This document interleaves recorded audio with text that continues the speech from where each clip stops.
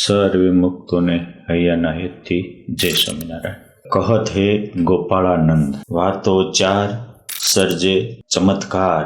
આપણી વાતનું નામ આજે યોગ સમ્રાટ ગોપાળાનંદ સ્વામીએ પોતાની વાતોમાં આ વાત વિસ્તારથી લખી છે. સ્વામી એવું કહે છે કે આ જીવને જેવું જળમાં હેત છે એવું ચૈતન્યમાં થાય તો બેડો પાર થઈ જાય. સ્વામી કહે છે જળ દેહમાં હેત છે એવું જો આત્મામાં થાય, જળ આ લોકમાં હેત છે એવું પરમાત્માના ધામમાં થાય, જળ આ દેહના સંબંધીમાં સ્નેહ છે એવો ભગવાનના સંતો ભક્તોમાં થાય, અને જળ એવા પંચ વિષયમાં સુખ મનાય છે એવું ભગવાનમાં સુખ મનાય, ભગવાનની મૂર્તિમાં સુખ મનાય. આ વાત ચાર જો સમજાય તો જીવનમાં ચમત્કાર થાય.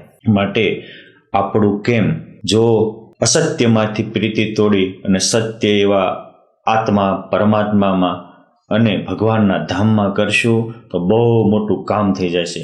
ગોપાળાનંદ સ્વામી કહેતા કે આ રીતે જીવ ચાર જળમાંથી પ્રીતિ તોડી અને ચાર ચૈતન્યમાં કરશે, અસત્ય દેહમાંથી પ્રીતિ તોડી અને સત્ય આત્મામાં કરશે, અસત્ય આલોકમાંથી પ્રીતિ તોડી અને ભગવાનના અક્ષરધામમાં કરશે, અસત્ય એવા કુટુંબીઓમાંથી પ્રીતિ તોડી ભગવાનના સાચા સંતો ભક્તોમાં કરશે, અને અસત્ય વિષયના સુખને ઈચ્છા છોડી અને ભગવાનના મહાસુખમાં જો એ પ્રીતિ કરશે તો બહુ મોટું કામ થઈ જશે.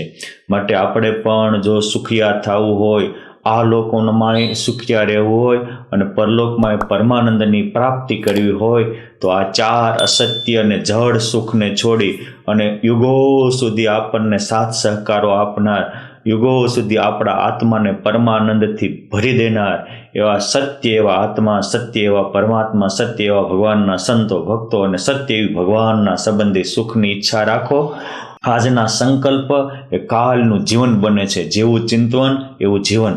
માટે આપ પણ આપણું ચિંતન સુધારી અસત્યમાંથી પ્રીતિ તોડી સત્યના ચાહક બની જિંદગીને ભવપાર કરો. જય સ્વામિનારાયણ.